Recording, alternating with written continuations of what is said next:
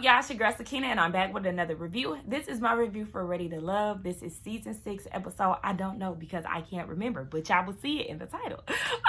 As y'all know, it is late, and I do apologize about that, but it is what it is. So let's just go ahead and get right into it. I am still tired, so if the energy is not there, I do apologize about that as well, but I am trying to give y'all the best that I got. So let's go ahead and get into this review. We start off with the men down at the Gentleman's Lounge. It is their week to send a woman home, and Tommy is letting them know there are 2 more singles that will be added to the group. Wiley, we know he is the baby of the group, so Tommy is going to pair him with somebody closer in age. And then he asks Wiley, do you think you can handle that? Here go Wiley. I think I can handle more than that, Tommy. We're not convinced. At least I'm not. Because I'm looking at him like, I don't know what you thought you was doing with that. But it was not giving what you thought it was supposed to give. No, I'm not convinced. And really, he was giving me Booby Gibson vibes. Keisha Cole ex. Y'all know how Booby has that accent and kind of just makes him sound slow. And I can't take anything that he says serious. I feel like he was channeling Booby Gibson like, ugh, you didn't even sound cute saying that. Like, you was trying to give off some type of sexual energy or sexy energy. And it was just not there. So... okay, now Tommy lets the guys know at the end of the week, we will be meeting at a special place, and we will be talking about the women. Now, Clifton, in his confessional, he goes and says, you know, it could be anything with Tommy. We could be parking lot pimping in McDonald's. I said, oh, not R. Kelly style. Because y'all know that's where R. Kelly used to hang to get the young girls. Anyway, ciao. Let's move on. Wiley's blind date. We get introduced to Tina. Tina is 31. She's an esthetician. She's a very, very beautiful woman. She's so stunning. But the only thing I have an issue with, y'all already know what I'm going to say, the contacts. I'm sure she looks very beautiful without those contacts in her eyes. But you know what? That's y'all's business. Anybody who likes to wear contacts, that's y'all's business. It's just not for me. So, Miss Tina, she said that she was in a toxic relationship previously, but she did get something out of the deal that was worth it. Her 2-year-old daughter. She did mention that the ex did cheat on her within 6 months in her pregnancy, you know, trash behavior. But like she said, she did get her daughter out of it, who is somebody that is very important to her, and she wants the man to accept her daughter, you know, the typical thing. They are wearing the same color green. So am I. It's funny that I'm wearing green as well, but this is just what I decided to pick out the closet today. So they bond over that, and then they're giving each other hella compliments. He said that she looks like a caramel sundae. She calls herself a Snickers. So it's just that type of thing. Now, Wiley is saying in his confessional that he does want to get more into a mental connection. So then they get more into her ex, and she reiterates what she said in her introduction, and it just wasn't what she thought it was going to be. So she doesn't really know if she's ever been in love. And, she said she's looking for that Martin and Gina type of vibe. So he said, yeah, that's the type of vibe that he's on as well. So they exchanged numbers, but to me, it just was not giving enough. For me, I feel like their conversation was just based around them complimenting each other on their attractiveness and then wearing green, because they said the same things on their way out of the restaurant. So I think Wiley thinks that he's in a good place or a good position with Tina, but really, it really didn't give me any type of connection vibes. I just don't really see it for Wiley like that. But let's move on to Precious' date. We get introduced to Donovan. He's 42. He's a realtor. He said that he was raised by a lot of women, so that taught him a lot of patience and kindness. That's what his grandmother had instilled in him. So now he's patiently waiting for someone to come into his life. Now, Precious does say that he exudes sex appeal. She's really into that. She said that her eyes are all over the place when it comes down to him. He's attracted to her. He likes her being tall. I didn't realize that she was a tall woman. I didn't even realize that throughout the episode. You would think that I would pay attention to it, but I didn't. But obviously, she is a tall woman, and that is something that he was drawn to. He was married for 12 years, but he was the drama. He was the problem. But he said he has grown from that. I would like to know how you have grown from that. He said he's now a no-nonsense type of person, and he knows what he wants. Now, as far as Precious, she's ready to love. She's been single for 9 years and celibate for 9. And then we enter the thirsty behavior from Precious. Sis started trying to throw herself at him any way that she could. So then she started asking him, do you like tall women? Do you know we basically the same height laying down, so you wouldn't even know the difference? And then she was like, so what is my body telling you right now? Girl, what? And he was like, that you're attentive, your senses are up, okay? He was trying to give her anything outside of being sexual. And she was like, oh yeah, they're very heightened and I'm pleasantly aroused right now. Girl, can you calm down? Hot coochie? Like, I just felt like she was doing way too much. And in her confessional, she was saying that she felt like Donovan was not trying to pick up what she was putting down. More of a reason for you to stop what you're trying to do. Obviously, he's not catching the bait. So you think that you would want to read the room and calm down. Like, ugh. So then she says that she wanted to switch it up or something. She said, I'm thinking that they switching gears in the conversation. But her follow-up question was, do you believe in sex before marriage? And he hit us with the typical response. Yes, he wants to test drive the car before buying it. And she's down for that. Okay, we already know she is all here for it. So he's saying in his confessional, like, she is a wild stallion, baby. She a wild stallion that he is not trying to tame. So he is not seeing it for her, okay? And that's very clear, even though she is trying to mark her territory because she thinks because she went on this blind date with him, she got first dibs on him. So now she wants to claim him. Baby, he is not into you, and it's very clear. So let's move on to Laverne and Joy. They go on a date, and they're actually going on a pottery date. This is something that Joy is very excited about because she's been wanting to do this, and it's giving clear signs that Laverne is listening to her. So they start getting to know each other a little bit more. And Joy said that she wants to be happy. She wants to share her life with someone. And he wants to know what happiness looks like for her. And she said that it's unconditional, it's honest, it's loving, it's a lot of laughs. He can identify with that because Joy is very fun to be around. She just really wants a best friend. So Joy starts asking Laverne, what is something that someone doesn't know about you? And he says that he hasn't experienced love in a traditional sense because he's just been dating around a lot. And she said, is it because you've been guarded? He said, yes. He does have a very nonchalant personality, but with Joy, he's able to have fun and relax a little bit more. So he does like that about her. They definitely are feeling each other. They start putting clay on each other and, you know, having a whole sexual moment, like trying to mold the clay and things like that. You know, it's always some type of sexual something with these people, but it wasn't too much. So I did like the vibe that they were giving off. Was I the only one who did feel it? Like, I was like, okay, I could potentially see y'all being together. I'm here for it. So we know that Joy definitely has options. She said that she likes flirting with him, but it seems like this date kind of took it up a little bit more with Laverne. So Demetrius meets up with AP. He said that the interaction that they had previously wasn't good, but he wanted to see if a connection was there. So he asked how she has been in this process, and she said that it's been interesting. Girl, that means that you ain't seeing it for none of the men that's on this cast. But she said that she doesn't need a man to complete her. You can be the Superman all you want. Just understand that I'm not going to be Lois Lane, okay? I don't want to be Lois and Cinderella sitting in a dark, cold, dusty cellar waiting for somebody to come and set me free. Hey, shout out to the Cheetah Girls.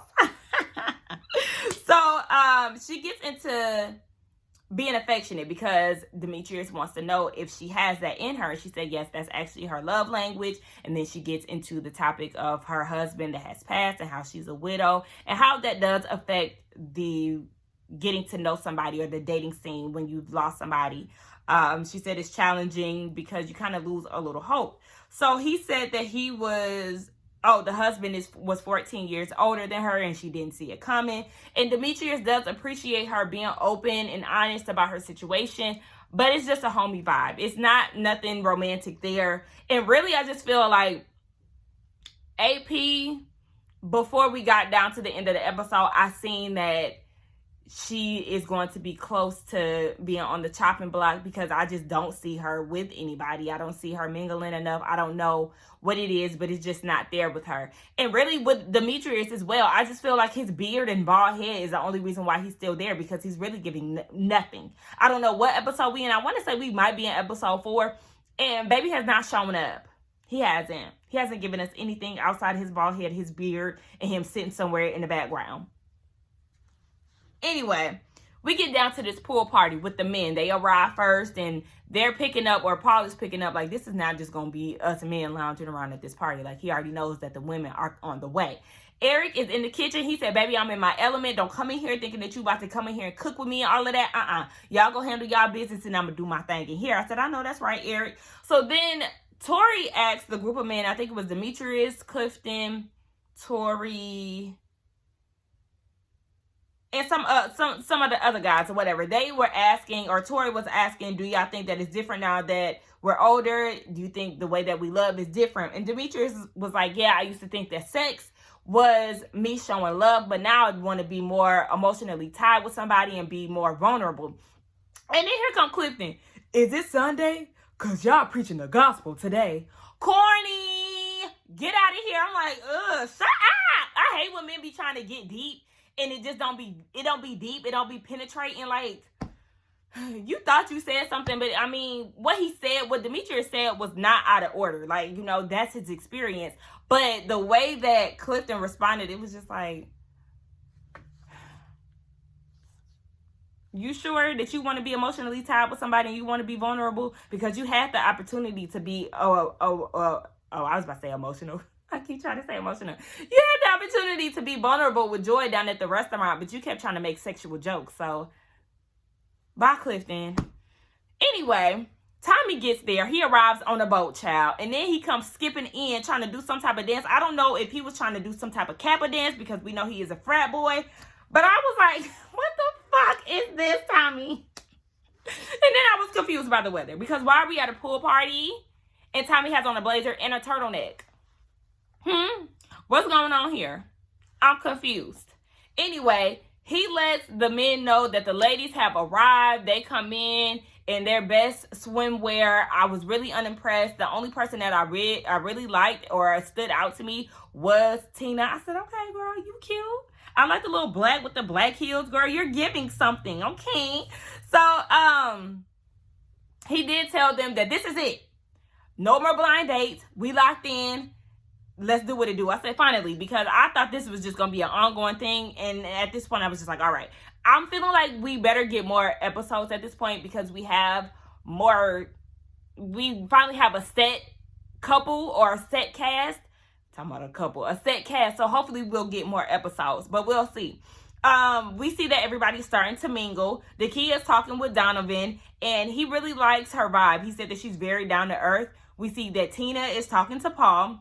And she said that she usually likes to date up. Meaning if she's in middle school, she's dating somebody in high school. If she's in high school, she's dating somebody in college. I said, well, girl, with Paul, baby, that's a few generations. So go ahead and date up. But understand that this is not the type of up that you used to, okay? Because his up is stuck. So Paul says that he wants to get to know her a little more. And she says that, he said that he will be intentional with her and he feels a magnetic connection, or she feels a magnetic connection with them.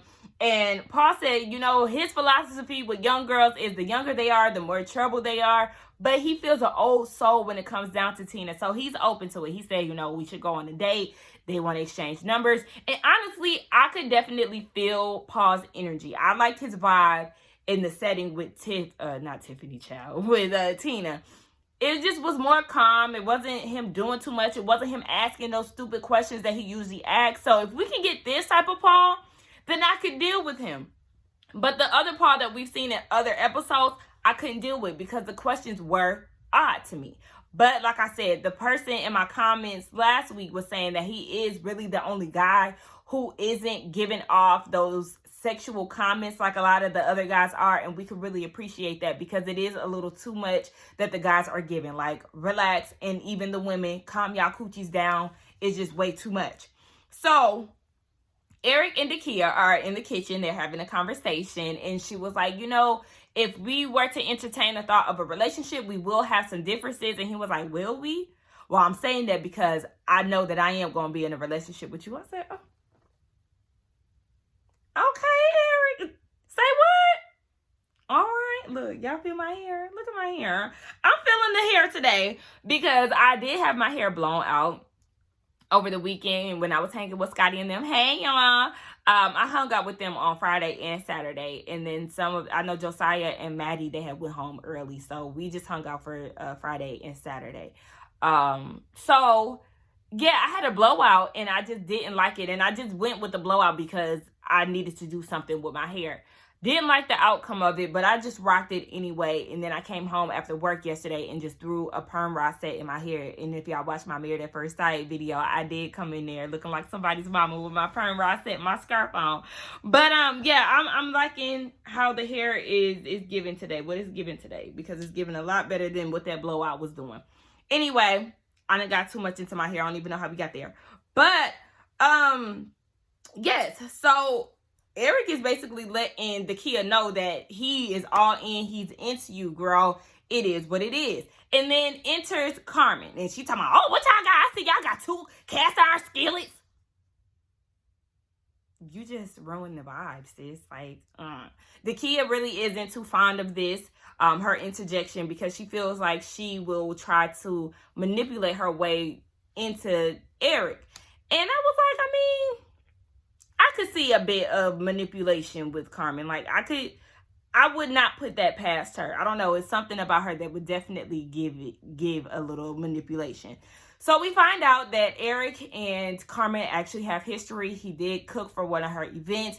And throughout the years, you know, they've had vibes, but nothing ever romantically. So Eric is saying this would be the opportunity for them to go ahead and explore that. So Dakia leaves and Carmen is like, baby, I know I'm your only one. Like, I mean, is she one of your girls? And he was like, yeah, she is one of them. I would have preferred him to keep the same energy that he had when it was just him and Dakia, because obviously she is your number one. So you should have just made it known, like, yes, she is the one that you're interested in the most. But then we see Carmen and she's trying to get him to say, yeah, you're my number one. And he did end up basically saying that in so many words. And it's just like, you should have stick to the same energy that you had with her. Because now I'm going to give you a little side eye. So Ace and Tori, they have a little brief conversation. We see that Tori decides to freestyle poetry. I said he is channeling his Lamont energy from last season. Remember Lamont, who was talking about penises and all of that in his poetry with Aisha on the first mixer? That was what Tori was trying to give. Anyway, we see Precious. Precious is trying to work this pool party down, okay? We see that she is trying to spank Clifton, who looked like he did graze her butt. So, I mean, she was trying to give off the same energy. She was double fisting it with Wiley. She had 2 cups of alcohol in both hands. Not 2 cups in both hands, but she had a cup of alcohol in both of her hands. And then she was trying to get Paul out of his clothes. And we know that's her number one connection. She was like, what is it going to take for you to get up off that top, baby? And then she tells him that she's a freak for the right person. Baby, Paul said in his confessional, baby, you need to calm all of that down. Like I said, calm your coochie down, because he was not feeling that. And I was surprised because, like we said, we got introduced to Paul as somebody who needs sexual energy.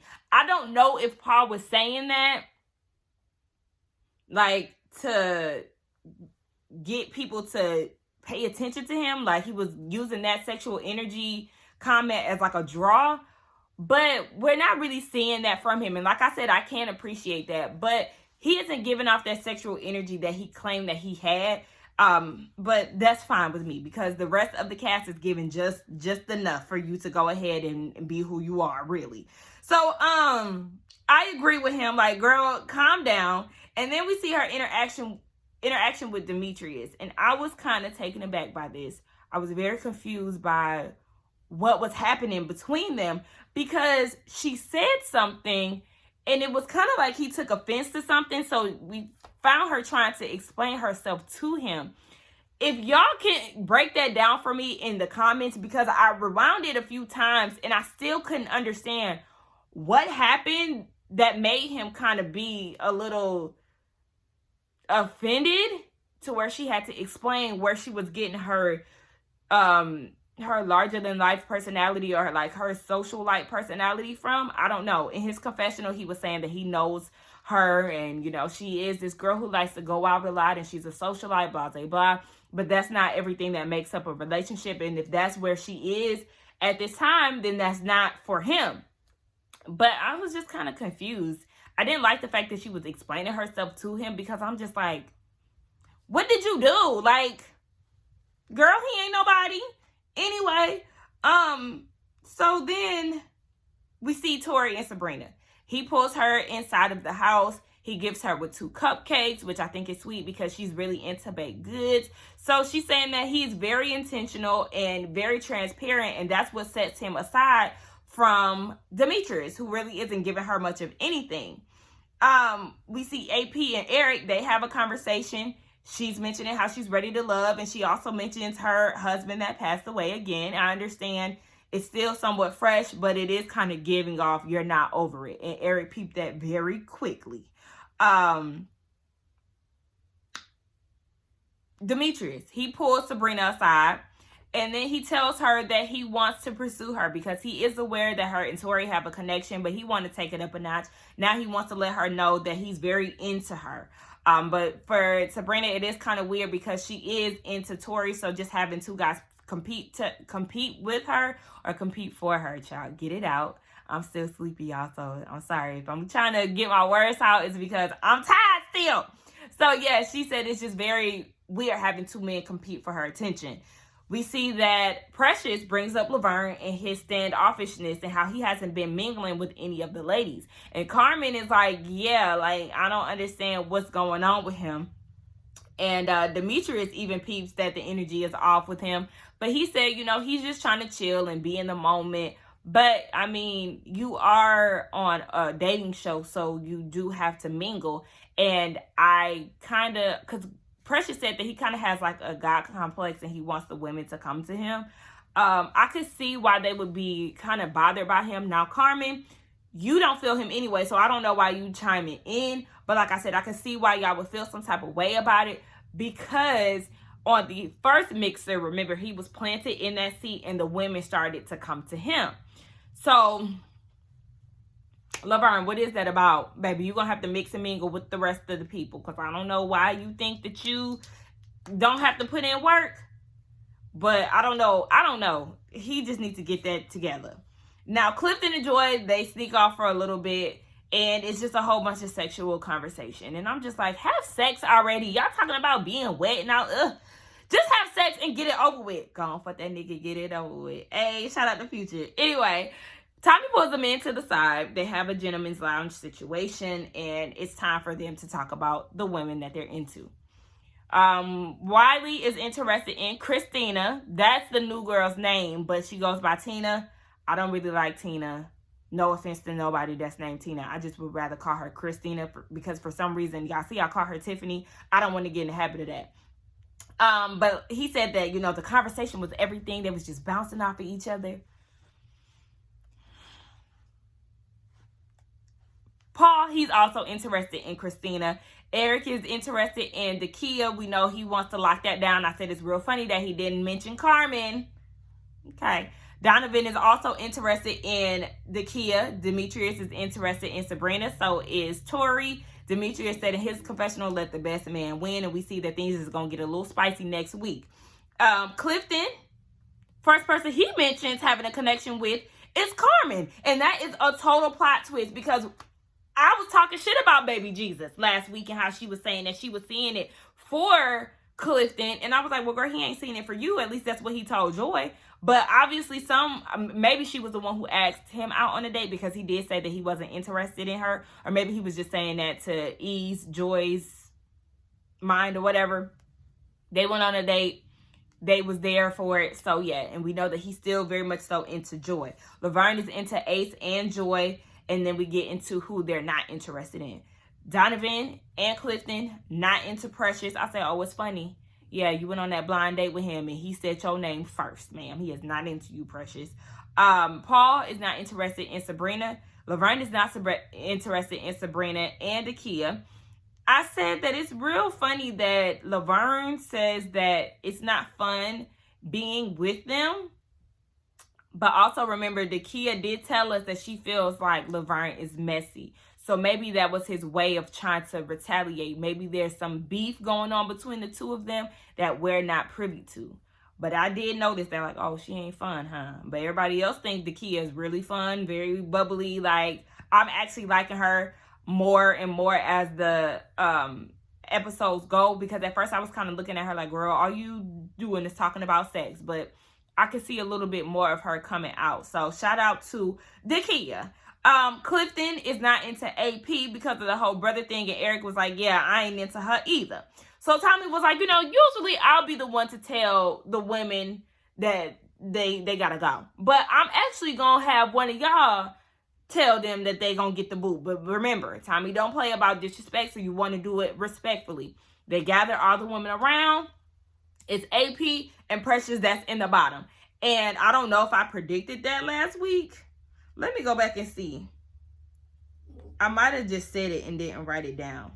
Okay, I said, yeah, my last week's predictions was Precious and Carmen. But like I said, it was a plot twist. Come to find out, Carmen has a connection with Clifton, so that's definitely saving her, and her connection with Eric. So yeah, the bottom two was Precious and AP. And like I said at the beginning of the episode, I could see that she was going to be one that was in the bottom because she's just not giving much of anything. So they hit us with a to be continued, and Demetrius is the one that's going to be delivering the news. So who y'all think is going to get sent home? I feel like AP is going to be the one to get sent home because Precious does seem to have some type of connection. I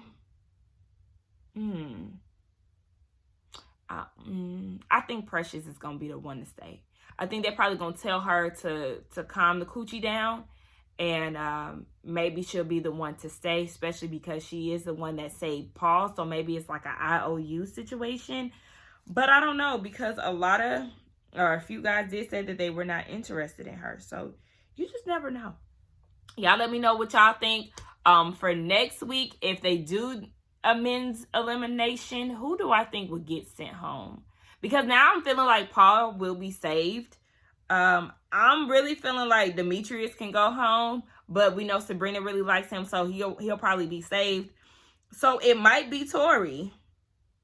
Yeah, I feel like Tori might be the one to go home, especially because he gets into it with Sabrina for showing Demetrius some attention. So I will say next week it could be Laverne because of his standoffish ways, and Tori. They might be the two that's in the bottom. Y'all let me know what y'all think about those predictions. Let me know what y'all thought about this episode along with this review. Let's get down in the comments and talk. Don't forget to like, comment, and subscribe to my channel, and I will see y'all in the next one. Bye. He walking all out. Anyway, bye y'all.